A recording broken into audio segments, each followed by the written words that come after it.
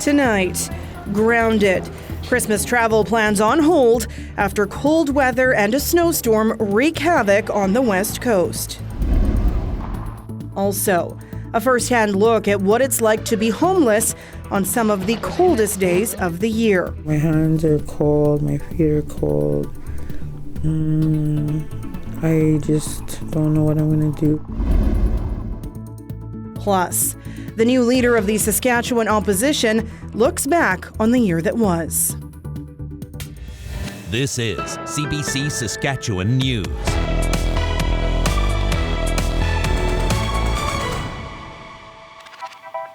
It is Tuesday, December 20th, and the CBC Saskatchewan News starts right now. Good evening and thank you for joining us. Excitement turned to frustration at Saskatchewan airports today as flights were delayed, even cancelled, ruining Christmas travel plans. Much of the problem can be traced to the West Coast, where a winter storm has wreaked havoc. Some areas have received 30 centimeters of snow. Oh my God, good thing we pulled off. Many flights have been delayed or canceled at Vancouver's International Airport. No planes were arriving or departing this morning, and several crowded planes were left sitting on the tarmac for hours. This comes just 2 days before the airport's busiest day of the year. Most of the province is under a snowfall, Arctic outflow, or winter storm warning, and that does not bode well for travelers. Our Laura Sharpaletti has more from Saskatchewan's major airports. Tom Cunningham and his wife were supposed to fly to sunny Hawaii Monday, but after delays, rebooking, more delays, and a cancellation, Christmas will be a lot different than Cunningham planned. Now being canceled today, they're trying to fly us out on the 23rd, which is no good. We can't extend that far ahead on the other side because of work commitments and things like that, so we're canceling our whole trip. Airport officials in Saskatoon and Regina say delays are due to cold weather elsewhere, snowstorms on the West Coast, and employee shortages.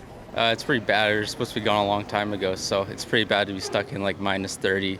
We're supposed to be in like plus 30 right now, so it's a pretty stark difference. By midday at YQR Airport, multiple people were on their phones, trying desperately to get a hold of their airline. They're not only frustrated, but they're worried about the money and time they're losing. Emma Hart was supposed to fly to Cancun Monday morning. As of 2 p.m. Tuesday, her family was still grounded. Just a really expensive trip, and then to lose a day, that was really disappointing for us.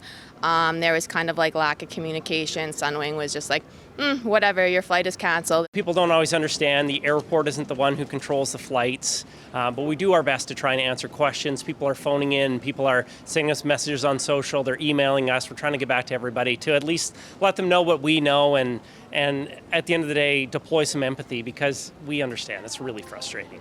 But some have moved past frustration and on to sadness. When Tammy Kurlchuk finally arrived in Regina from Calgary, all her luggage, packed with her children's medications and winter clothes, had been lost. And it's freezing cold, and I've been trying to be as optimistic as possible, but I'm tired, overwhelmed, and I just want to go home. The Saskatchewan airports say they are trying to make everyone as comfortable as possible, but getting flights back on track is beyond their control. Laura Sharpaletti, CBC News, Regina. It is even colder than usual across Saskatchewan, with south and central parts of the province under extreme cold warnings. And those are dangerous conditions for anyone who is homeless. Right now, that includes Monica Dawn Ermine. The 44-year-old Saskatoon woman was evicted from her apartment earlier this month. Pratouche Dayal has more on what it's like to be kicked out on the street. Monica Dawn Ermine begins each morning by taking pain medication under the supervision of a pharmacist. She lives with chronic back pain, HIV, anxiety disorder, and addiction. Was in the same room? She's trying to stay away from street drugs and crime, but getting her life back on track is made more difficult now that she's been evicted. So I had no knowledge of me being kicked out even. Ermine suspects she was evicted because a friend spray painted her name on the property. Her eviction notice was stolen, so she didn't get any warning. And one day, a sheriff came knocking. I'm almost backed up into a corner for not really making good decisions, but I shouldn't. I don't think it should be, a person be thrown out in freezing cold weather. Now Armine couch surfs. She collects $1,100 every month in disability benefits, but rent for a small place like this would take a third of that. Barely anything. Like the cost of food has gone up, but the financial distribution from the government stays the same, which doesn't make any sense. She isn't alone. I'm homeless. I live on the streets of Saskatoon. I've been homeless now for about 12 years. The Office of Residential Tenancy says there were more than 1,600 evictions granted in Saskatchewan between April and the end of November. And so far this month, there have been at least 108 evictions, according to court records posted online. But that only includes the documented cases. Advocates say the actual number of people being evicted is way higher. And now that inflation has skyrocketed, it's gotten so much worse that there's just no attainable places. Predominantly, the people who are going to be affected are Indigenous people. It is going to be a further perpetuation of intergenerational trauma. It's going to be an ongoing issue of colonialism. Armine is living that reality. And for now, like, my hands are cold, my feet are cold. I just don't know what I'm gonna do.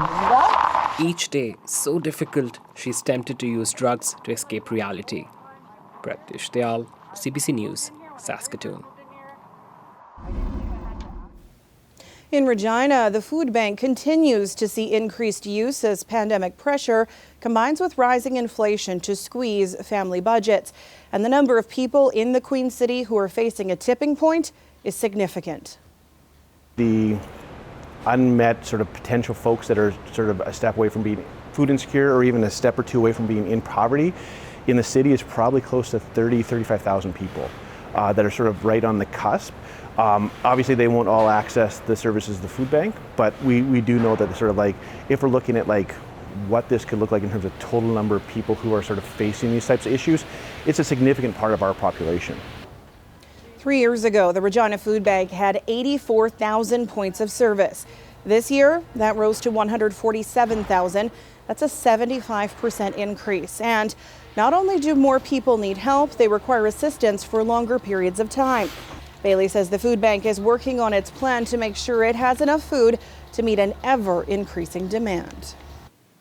If you're using your credit or debit card to get around this holiday season, beware. Toronto police have been receiving reports about credit and debit card scams in taxis.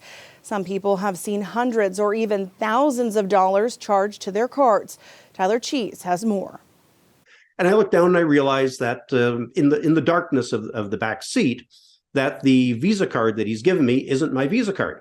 This man says he recently hailed what he thought was a Beck taxi after going to a holiday party. When the cab arrived at his home, the friendly driver insisted Lawtons pay by card instead of cash. A lot of people these days, pandemic and all the rest, people are going cashless. Wasn't that surprising? He first tried paying with his Visa, but that didn't work, and the card the driver handed back belonged to someone else. The driver said it was a mistake and returned the correct card, but when Lawtons used his debit card, the same thing happened. I looked at it and I thought, that's not my name. It's someone else's name on it. Unfortunately, he was already home by the time he noticed. He canceled his cards before losing any money. But he's not the only recent victim of this type of scam. I handed him my debit card and he put it into the machine. He says something similar happened to him a few weeks ago. He came back, I typed in my PIN, and what I didn't know at that point was the card that was in the machine was somebody else's. And all he was looking for was what is the PIN number. I got a text message from TD moments later saying, "Did you withdraw $2,500 from your bank account?" Beck Taxi suspects fraudsters could be using one of their cars that was stolen in October. We've heard of an instance of a stolen taxi being used for this purpose. We've seen that there are vehicles that are not taxis at all with no sort of taxi plate, nothing but a roof light on top, but that's enough for people to think that it might be a legitimate taxi. Both Lawtons and Hetherington filed reports with police but say officers haven't been much help. Police are reminding passengers to stay vigilant. Others are warning to never hand your cards over to anyone. And if you do, for some reason, let it out of your hand, when it comes back to you, make sure it has your name on it. Tyler Cheese, CBC News, Toronto. The CFL announced today that in 2023, the Riders will be returning to where their 2022 season kind of derailed on them. The Rough Riders and the defending Grey Cup champion Toronto Argonauts will once again hook up in Touchdown Atlantic. This time the game will be played in Halifax at Husky Stadium on Saturday, July 29th. Last year in Wolfville, Nova Scotia, it was considered an enormous success for the league, but not so much for the Riders. The Riders not only lost the game, but in the following days lost most of the team to COVID. They were 4-1 entering TD Atlantic, and the Riders won only 2 more games the rest of the season. Despite recent team history, team president Craig Reynolds say they are thrilled to have the opportunity to return. Well, if this doesn't say it's cold out there, I don't know what does. Look at all the exhaust. This is how things looked in Saskatoon today, and things look pretty similar right across the province. It's a bitter and dangerous cold. How long are we stuck in this deep freeze? Ethan Williams will have the answer in his forecast after the break.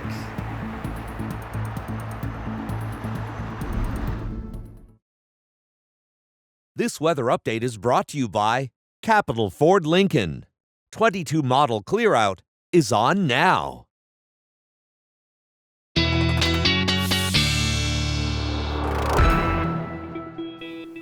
Our CBC weather specialist, Ethan Williams, joins me now. Are you getting tired of being the weather punching bag yet?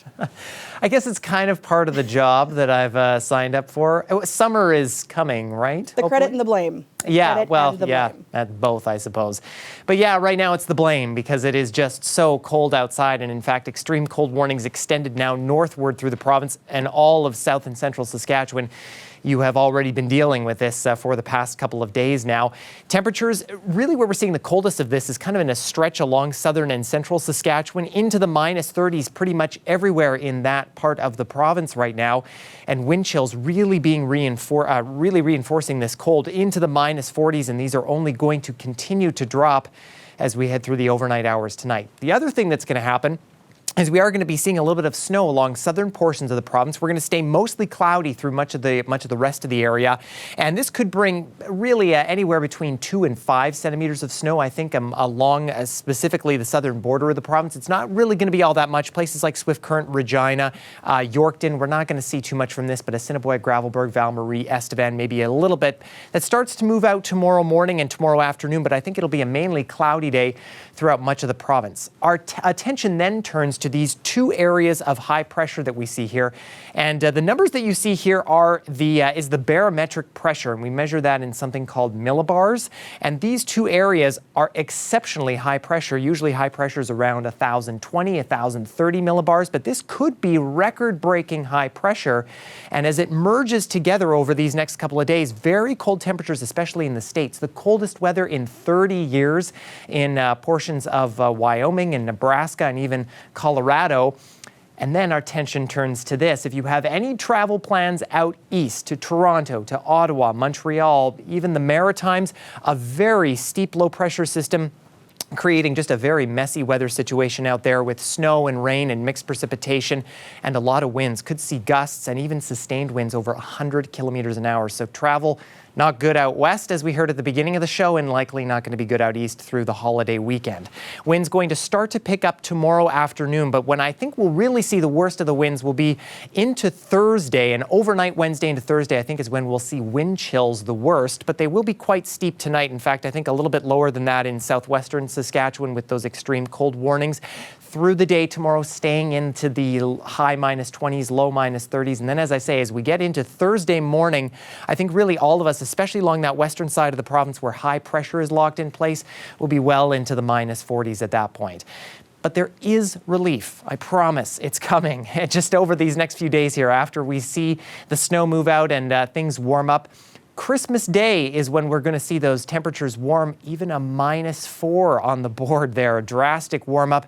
Saskatoon overnight lows and wind chills with those wind gusts picking up quite warm over these next few days. I promise this is not a gimmick, Sam. That is -6, and let's just hope it stays there. I'm just glad there's not picture-in-picture while you're doing your weather so people can see me reacting to the coldest weather in 30 years and the snowfall. But you say it's so happy. I try to be optimistic. You have to be. Okay, thanks, Ethan. You bet.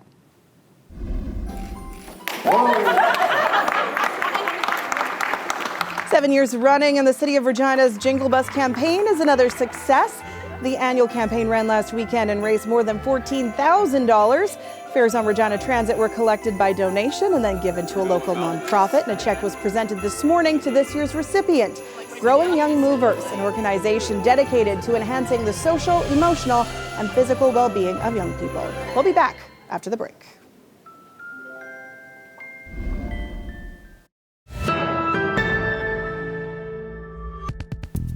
Welcome back. It was a big year for Saskatchewan's opposition. The NDP started 2022 with Ryan Miley at the helm, but he resigned in the spring. And at the end of June, Carla Beck was elected as the party's first female leader. Our legislative reporter, Adam Hunter, sat down with her for a year-end interview. Here's part of their conversation. Carla, it's been a big year for you, an exciting year. What will you remember about 2022? Yeah, it has been... It's been quite a year, 2022. Of course, taking on the leadership, making that decision in February. I think one of the biggest takeaways from this year will be the time spent on the road, getting out and talking to people right across the province. The immense privilege to sit down with people at their kitchen tables, in the coffee shops, and hear about their concerns, but also their hopes and dreams in this province. It has been a real privilege. And speaking of priorities, what are the things that people tell you, and what have you brought into the legislature to say, hey, this is what people want, this is what the message they're sending us, and we think these are the things that people need right now? Mm-hmm. Well, one of the highest things on the list, and we heard this everywhere, was the cost of living. People feeling like they were falling further and further behind. We hear high-level messages from the government about growth and growth that works for everyone. But when we're out talking to people, more and more people are feeling like they've got less at the end of the month. I know recent polling found 60% of people in this province feel like they're worse off than they were last year. And people feeling that they're working harder but falling further and further behind. What could the government be doing on the healthcare side to help the situation in ERs and with hospital service disruptions? Yeah, well, our health critics, Vicky Mowat and Matt Love, have been making those connections with healthcare providers for months now. And, most recently we saw the provincial auditor raise some very, very significant concerns about retention specifically. The fact that we lost 600 net 600 healthcare workers over the last year. Certainly recruitment is important, but spending dollars to keep people in those healthcare roles is essential. We've seen other provinces, and we've heard this raised by healthcare workers, when other provinces are making that investment, when we see British Columbia, for example, spending money to stabilize family physicians, that becomes harder and harder to retain those healthcare workers here. First of all, they may leave for other provinces, which we've seen in too many instances, or in many cases, we're seeing healthcare workers disgruntled, feeling disrespected, feeling not heard, burnt out, actually choosing to leave the profession altogether. Recruitment is important, but spending that money to retain those workers who really are feeling like they're at the end of their rope is something this government should and could have done. As has been mentioned, they're sitting on windfall revenues. 2024 is not too far away. I know you're thinking about it. You've mentioned that. When do you start focusing on that? I know you don't want to lose focus of what's happening in here, but how do you blend those two things, the priority of holding the government to account and doing your role in opposition, but then also trying to build towards the next election? Mm-hmm. Yeah, it will be here. 2024 will come quickly. Continuing with the outreach, I think is going to be a focus for for us as a party and as opposition. Talking with people, connecting with people who want to put their name forward to be candidates will be a focus in the upcoming months. Looking to build those solutions, which is, we've been propositional on a number of things over the last year, but continuing to build those solutions with people in the province so that we are seen as, government in waiting, that we have an exciting alternative to a government that is increasingly showing itself to be out of touch and not connected with the real concerns and hopes that people have in this province. You'll continue to see that as a focus.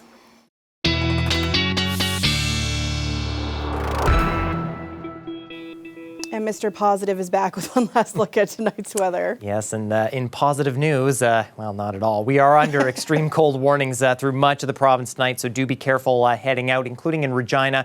We're at minus 28 by tomorrow morning. Wind chill's still going to be around minus 40. Some lingering flurries before we get a little bit of clearing in the afternoon, but the temperature not rising all that much, and those winds starting to pick up, and that wind chill staying about the same. Saskatoon, similar conditions, still under that extreme cold warning, and as we head through tomorrow afternoon again, similar thing. Wind's going to be a little bit on the lighter side. And if the cold wasn't enough for you, tomorrow is the day with the least amount of sunlight. It is the winter solstice. Sun's rays furthest away from the northern hemisphere, and we will welcome winter in Saskatchewan at 3:47 p.m. tomorrow, Sam. But I don't think we really need to welcome winter. It's been here for a while. You know the best part of winter? What's Watching that? it leave. Yes, I like that part. Thanks, Ethan. You bet. And before we go tonight, how well do you know the most popular slang words of 2022? We took to the streets of Regina to quiz people on this year's top terms, some of which are now officially in the dictionary. So we're just asking people about the top 2022 slang terms. So there's your word. What does that say? Period. So what does it mean? I usually use it I guess I'm gonna say slay at the end. Instead of say slay, I say period. Okay. Period. It's kind of just to okay, sure, yeah. What do you think this word means? Get out. Use it in a sentence. I've had enough. Go off. Here's what we have for you. So what does this mean? Being caught in the act or something. Can you put it in a sentence for us? As someone is doing something, I just say you were caught in fornicating. So this is a term that you guys actually would use, just talking and stuff? Yes, yeah. Cool. I use it over text too, with the camera emoji. So here's the word. Yeah, can you tell me what it means? I'm too old for that. Sounds like Jinkies from Scooby-Doo. What does that say? Luke. And what does it mean? I have literally no idea. If you had to guess. Kind of warm, but not really. So use it in a sentence for us. This water's Luke. Maybe with another one. I want to see one more. See if I know the next one. How about this word? What does it say? That says sus. And what does it mean? Questionable. And can you put it in a sentence for us? Wow. The word Luke is sus. And that is it for us tonight. For news anytime, you can head to cbc.ca/Sask or /Saskatoon, or subscribe to the CBC Saskatchewan YouTube channel. Glenn Reed and Ethan will be back with more local news and weather tonight at 11. Thanks for watching and have a great night.